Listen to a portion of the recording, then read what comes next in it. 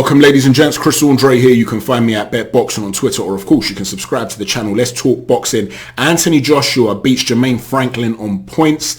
I had it 10-2 to Anthony Joshua, but anything between 8-4 and 10-2 I felt was about right. It was a comfortable points performance, but it wasn't a comfortable fight. And there's no doubt about the fact that he's going to get a lot of criticism for this, but the truth is there were a lot of positives there as well. But when you've got the likes of Spencer Fearon coming out pre-fight and saying if Anthony Joshua doesn't knock him out within the first 6 rounds, he should retire, then as you can imagine, regardless of the adjustments that were made, regardless of how AJ performed in general, the criticism is going to come. And some of that criticism is warranted because there were some technical elements there that really do need work on. But there was also some positives there. In the preview, we spoke about certain areas that could play a major role in this fight. One of them was the fact that Anthony Joshua could potentially find a home for the uppercut, because when Jermaine Franklin is under pressure, he tends to bring his guard in front of his face and he leans forward a little bit, and Dillian Whyte was able to slip to the outside and find an uppercut through the center line. We also spoke about the fact that Anthony Joshua would be able potentially to use head control and to impose his physicality to try and break the construct and to control Jermaine Franklin. As you saw with Dillian Whyte, there was quite a discrepancy in physical strength, and when Whyte did get hands on, he was able to really control Franklin in the latter few rounds. So we spoke about the fact that AJ could potentially have success in that area as well. We also spoke about the fact that Jermaine Franklin's got really fast trigger counters. When you land on him, he lets go of his hands instantly, and they're fast hands, so that Anthony Joshua would have to be very careful to either work and exit the pocket quickly when you're leading off, so that you're not given the opportunity for the counter, or alternatively, if you step back knowing he's going to step forward after you've worked, take half a step back and then punch with him. That will deter him from wanting to enter against you. We also spoke about the fact that Anthony could potentially have some stamina issues, and that Jermaine Franklin likes to target the body. He likes to throw quite a stiff jab into the solar plexus, and that could be a potential problem for AJ if the fight goes long.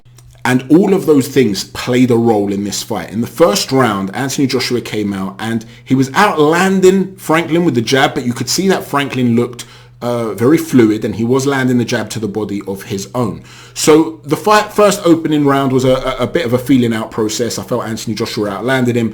In the second round, you started to see Anthony Joshua land the right hand over the top of the jab. That's also something that you saw from the Dillian Whyte fight, was therefore an opponent of Franklin's, because he's quite relaxed with that lead hand with the jab, and it's fast. But when he lets go of the jab, sometimes he'll bring it back low, and that leaves him open to that shot. And AJ was able to start landing it from as early as the second round. Franklin was also hit to the body in that second round. So you could see that Anthony Joshua had found a hole potentially to the body, but because of those trigger counters that are coming back, maybe AJ started to look a little bit tentative with using that shot more consistently in the fight. But what was happening from the second round is that Franklin was conserving energy. It wasn't a tempo whereby he's under a lot of pressure and he's eating big shots. It was almost like a boxing match, which I found a little bit unusual, because if AJ's going to put on all that weight, and I don't believe for a minute it was by accident, right? Oh yeah, I'm just going about my training. You don't put on a stone of muscle just by doing your regular training. That was a conscious effort from Anthony Joshua. He's very meticulous in his preparations. That was a conscious effort. So it didn't make sense to me to come in like that and not really impose your size, early on at least.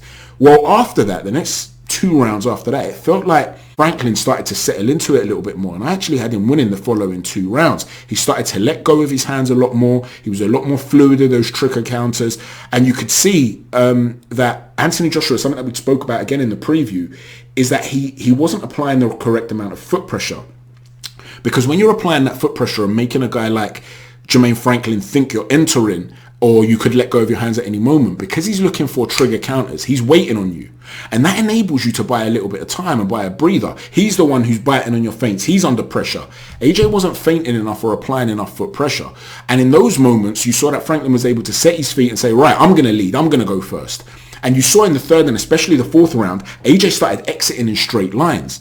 Now this is another potential problem, because as we said in the preview, you've either got to take half a step back and go with him, punch with him, Or you've got to ensure that he's on the back foot. If you're just waiting and he's coming in on you and he's got faster hands than you and you're exiting in a straight line, you're asking for trouble. And I have to be honest, I was a little bit disappointed in Derek James for not noticing that and pulling him up on it. And also not pulling him up on the fact that from the first round you saw that AJ was parrying with his glove the attempted jab to the body from Franklin. So what happened, he wasn't twisting and turning to block with the elbow or the forearm. He's literally bringing his hand down. And we know that Jermaine Franklin's got a really nice left hook off of the jab. Now, Franklin didn't really use it enough, right?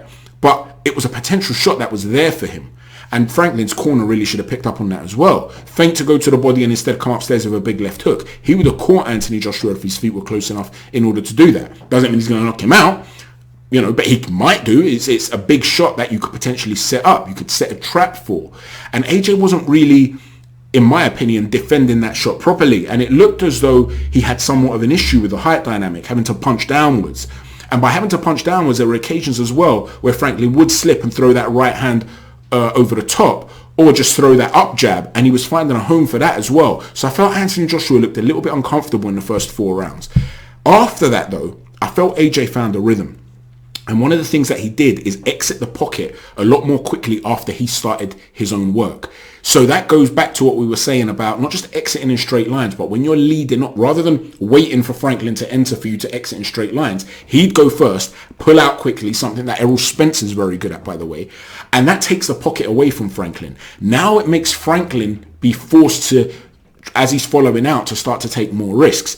And we spoke about how in the Pavel Sauer fight, for instance, he was caught with a big left hook because he enters the pocket sometimes without taking his head off the center line. So AJ starts to set that up a little bit more, and he's very, very consistent with the jab from that point forth. He's landing the right hand more consistently, but you could see just how durable Jermaine Franklin was. And from the 6th round, what you started to see is, again, what we spoke about as being key in the preview, is more head control. He started to tie up Franklin. He started to use that stiff lead arm defense where he's got his left arm stiff, pointed outwards, right? And when Franklin's trying to enter the pocket, because his arm's straight out, he's cutting off the trajectory for that potential right hand. So he's able to start controlling Franklin.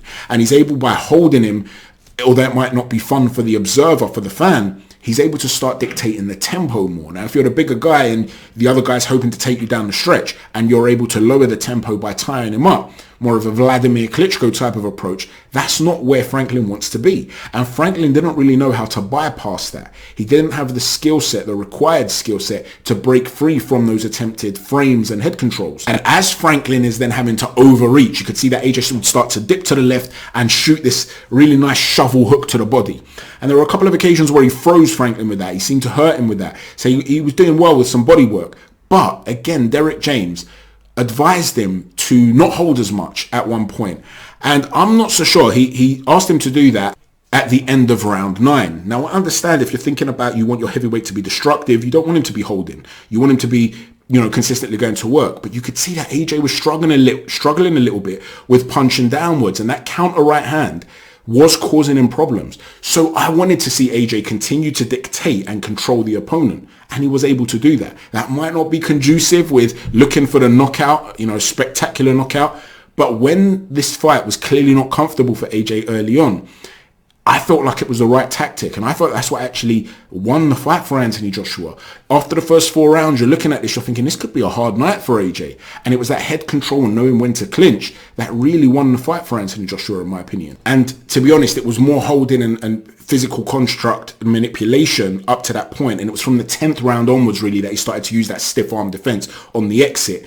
Again, a Vladimir Klitschko move, something Tyson Fury does very well and did very well in the first fight against Deontay Wilder. And it can take the trajectory of the right hand away, and he was able to do that. And there were still moments where he was clipped with the odd left hook here and there. And Anthony Joshua, whenever he'd lead with the left hook, he would miss it. Franklin did a great job at taking away the lead left hook of AJ.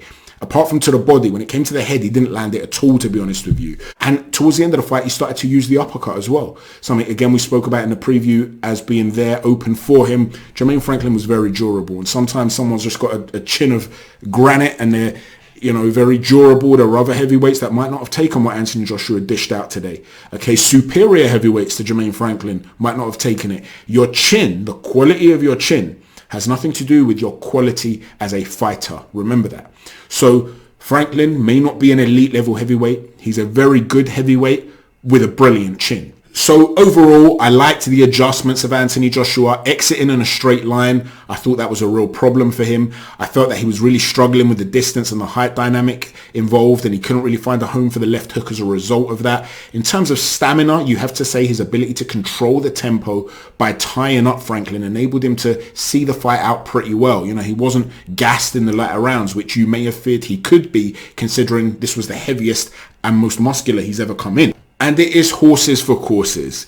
When he's fighting bigger heavyweights, there are a lot of the things that Franklin offers that other bigger heavyweights will not offer. So whilst a lot of people will be sitting here saying he's going to get cleaned out by Deontay Wilder, by Tyson Fury, by Joe Joyce, by all the other big heavyweights, it doesn't necessarily work like that. It's horses for courses. You know me, I'll always save predictions for breakdown videos if these fights are ever announced. But I'm not as harsh in my analysis as a lot of people seem to be on my Twitter timeline. I thought there were some positives there for AJ. I have to be honest, I can't judge Derek James just yet in terms of the work they're going to be doing together, in terms of corner advice. And remember, I think Derek James is one of the best trainers in the sport, without a shadow of a doubt. But in terms of the corner advice, I didn't always like what was coming for Derek James. And he also didn't spot a couple of the errors he was making by parrying down at the jab to the body and exiting in straight lines. But I'll reserve judgment to see how these guys develop moving forward. Psychologically speaking, by the way, I felt Anthony Joshua walking into the arena looked really uncomfortable. He looked nervous to me. He almost looked paranoid. Like people would be saying hello and he'd almost be like, I don't know. He didn't look like he had the swagger of old. Moving to the ring though, ring walk, he looked mean and he got in Franklin's face. He looked like he had the eye of the tiger. At the end of the fight, I actually thought it was a bit of a misunderstanding. He seemed to try to pat Franklin on the back of the head as almost to say good fight, and Franklin turned around to confront him. I think he thought it was a slap on the head. And at that point, AJ sort of did what Muhammad Ali once did with Joe Frazier, at least that's how I interpreted it, where they're having arguments and he's tried to grab him to stop the situation escalating. Because at one point, just before they sort of get separated, AJ's trying to talk to him. You can see from his face, he's trying to calm him down. And at that point, a guy from the corner got on the apron and tried to push AJ, and a melee ensued. Apparently Tony Bellew is involved as well. But post-fight, when he's putting out his interview, one thing I found strange is when he said that should have knocked him out. Maybe another heavyweight from Britain would have knocked him out. I don't know. And I was like, what? Like, I thought that was a really unusual statement to make. I've seen a few people on my timeline saying he was talking about Tony Bellew. I'm not so sure he was. I don't think that makes sense, to be honest with you. But I don't know. I don't know what he was saying or doing. Where is he at mentally as well? Let me know what you think about that. Let me know if you think Anthony Joshua can become a world champion again. How do you judge this? Has this fight changed your opinion for the better or the worse compared to what you predicted or what you expected pre-fight in terms of the trajectory of where AJ is going from here? Thanks for watching, ladies and gents. Please don't forget to hit a stiff jab on the like button, a right cross on the subscribe button, and an uppercut on the notifications button. It'll only take you a second. Take care. God bless.